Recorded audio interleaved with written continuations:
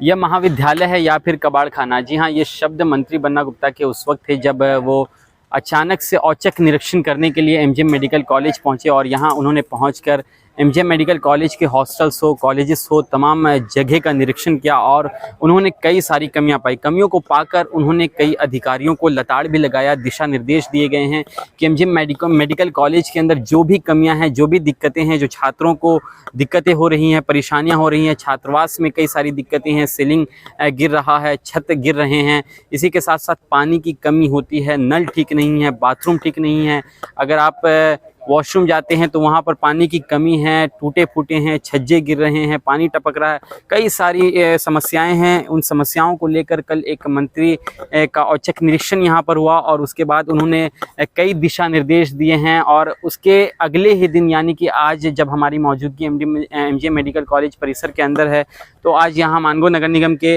विशेष पदाधिकारी सुरेश यादव भी पहुँचे, उन्होंने भी निरीक्षण किया है।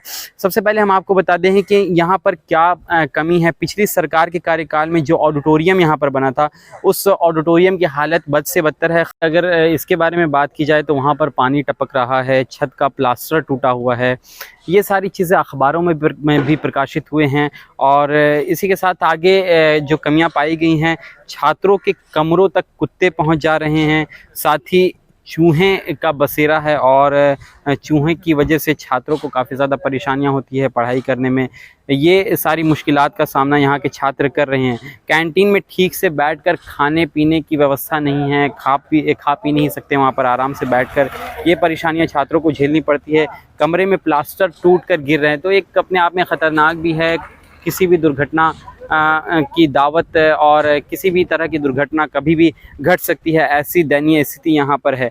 नल टूटे हैं जिसका जिक्र मैंने आपको किया ही था और दिशा निर्देश क्या कुछ दिए गए हैं उसमें कल मंत्री बन्ना गुप्ता ने पहुंचकर दिशा निर्देश के बारे में भी जिक्र किया और तमाम जो अधिकारी यहाँ पर पहुँचे थे उनके साथ उन्होंने दिशा निर्देश दिया है जिसमें खेल का मैदान एक बड़ा किया जाना चाहिए, इसके बारे में जिक्र किया गया है। एक छोटा सा मैदान है जिसमें आमतौर पर खेल नहीं पाते हैं जो यहाँ छात्र रहते हैं, तो उसको बड़ा करने का कहा गया है और साथ ही पुराने जो क्वार्टर है उसको तोड़े जाएंगे, शौचालय की मरम्मत कराई जाएगी, कैंटीन की स्थिति में सुधार किया जाएगा और ऑडिटोरियम की जांच कराई जाएगी। तो ये सारी चीज़ें हैं, ये दिशा निर्देश है जिसके लिए कई सारे करोड़ों रुपए की लागत है, खर्च है। डीपीआर बनेगा और डीपीआर के बाद मंत्री को सौंपे जाएंगे, जो अधिकृत होंगे उसके बाद इस काम को कराया जाएगा। और अब सवाल सबसे बड़ा ये है कि जिस तरह से अचानक कल मंत्री बन्ना गुप्ता का औचक निरीक्षण हुआ, दिशा निर्देश दिए गए और उसके बाद अधिकारियों का आना जाना अब शुरू हो गया है,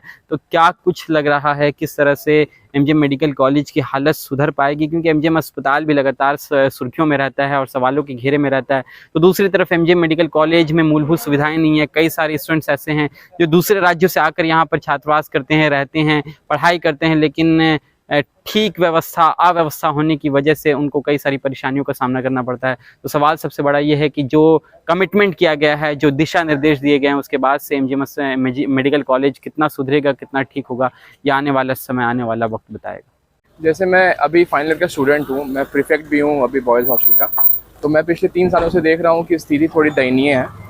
हमारे पास कोई स्पोर्ट्स कॉम्प्लेक्स नहीं है, हमारे पास ऑडिटोरियम की कमी है, जिसकी वजह से हमारा जो स्पोर्ट्स वीक वगैरह का फंक्शंस होता है वो उतना सही से हो नहीं पाता है।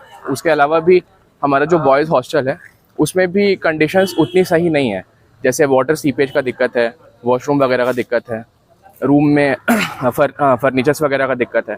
तो यही सब को देख करके मंत्री जी आए थे और हम लोग चीफ वार्डन के साथ और नियुक्त मंत्रियों के साथ हम लोग ने अभी एक पूरे हॉस्टल का निरीक्षण किया है। इसके साथ साथ हम लोग चीफ वार्डन सर हम लोग मिल करके एक डीपीआर तैयार करेंगे और उसको हम लोग प्रेजेंट करेंगे मंत्री जी को। उसके बाद उस पर भवन निर्माण के लोग आएंगे और उस पर कार्रवाई और कार्य शुरू होगी। क्या यकीन भरोसा है आप लोगों की जो सालों से जो दयनीय स्थिति पड़ी हुई है अस्पताल ये मेडिकल कॉलेज की, वो स्थिति सुधरेगी? हाँ, सुधरेगी। एक्चुअली बात क्या है कि ये कॉलेज और हॉस्टल के एडमिनिस्ट्रेशन भी ये चीज़ को इतने बड़े लेवल पर कर नहीं पाएंगे क्योंकि उतना फंड्स होता नहीं है। तो अभी मंत्री जी को अप्रोच करना मेरे अकॉर्डिंग थोड़ा ज़्यादा बेहतर है। थोड़ा लार्ज स्केल पर काम होगा तो थोड़ा सक्सेस रेट बढ़ जाएगा इस चीज़ का। अपना परिचय दीजिए। मेरा नाम ऋषभ सिन्हा है, मैं फाइनल ईयर का स्टूडेंट हूँ, मैं अभी बॉयज़ हॉस्टल का प्रीफेक्ट। ये बहुत पुरानी बिल्डिंग है हमारी हॉस्टल जो बनी हुई है, 1960-61 की बिल्डिंग है।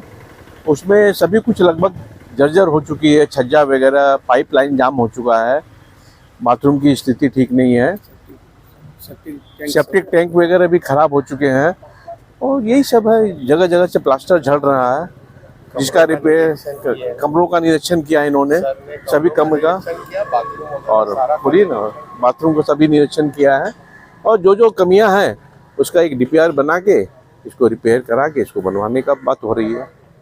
क्या आश्वासन है और कब तक आश्वासन ये कब तक तो नहीं, पहले डीपीआर हम लोग एक इन्होंने हम लोगों को एक टास्क दिया है कि जो जो कमी है एक छात्रों के साथ मिलके छात्रों का एक 5 प्रतिनिधि मंडल उन लोग का 5 रहेगा, बॉयज से 5 गर्ल्स से, और जितने हॉस्टल कमेटी के मेंबर्स हैं सब मिलके एक पॉइंट वाइज जो जो कमी है वो बताएंगे और बता के हम लोग सर को देंगे और सर फिर कल तक या परसों तक सर को देंगे।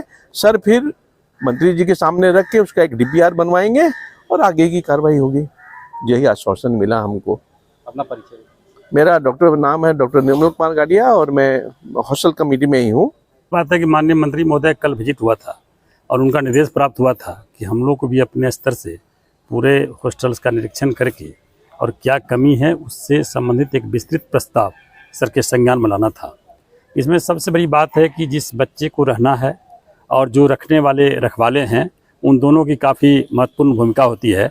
जैसे जो स्टूडेंट्स हैं और जो डॉक्टर्स वहाँ माने इंचार्ज होते हैं, प्रिंसिपल होते हैं, तो हमने उसमें यही निर्णय लिया है कि ये स्टूडेंट और जो वार्डन हैं या जो डॉक्टर्स बच्चे को देखरेख करते हैं वो एक एक चीज़ का, जैसे मैंने आपको बता दूं, ये सबसे बड़ी बात है कि ये छत सीपेज है तो इसका रूफ का ट्रीटमेंट, सेलिंग के छज्जे गिर रहे हैं तो उसका सेलिंग का ट्रीटमेंट, प्लस बच्चे के चैम्बर में जो बच्चे का जो रूम है जिसमें 3-3 बच्चे रहते हैं उसके फर्नीचर की स्थिति बहुत दयनीय है, न टेबल है न चेयर है, उनका जो अलमारी वगैरह है वो खुला है, यत्र तत्र कपड़े रखे हुए हैं, वो सब का भी प्रस्ताव ये लोग बनाएंगे। प्लस जो बाथरूम की स्थिति है वो काफ़ी ख़राब है, ना उसमें ये फ्लश है, न पेन ठीक है, न नल ठीक है, न कुंडी ठीक है। मतलब इनफैक्ट जो बच्चे को रिक्वायरमेंट होना चाहिए मिनिमम सिविल एमिनिटीज, जो कम से कम हर व्यक्ति जिसको रहना है हॉस्टल में अच्छे वातावरण में, उसकी कमी है और माननीय मंत्री महोदय का निर्देश प्राप्त हुआ था। इसके लिए प्राधिकृत किया गया है भवन निर्माण विभाग को, उनको भी आना था लेकिन अभी नहीं आए हैं, हो सकता है कई काम में फंसे हों।